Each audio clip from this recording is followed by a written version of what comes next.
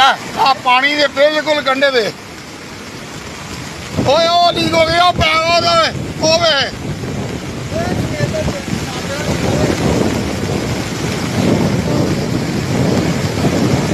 ਇਹ ਦੀਵਾਰ ਟੁੱਟ ਜਾਣੀ ਓਏ ਇਹ ਦੀਵਾਰ ਮੱਥਾ ਟੇਕੋ ਬਾਬੇ ਦੇ ਇਹ 20 ਕਿਲੋ ਨਹਿਰ ਦੇ ਪਾਣੀ ਜਾਏਗਾ ਨਾ ਤੇ ਲੱਗ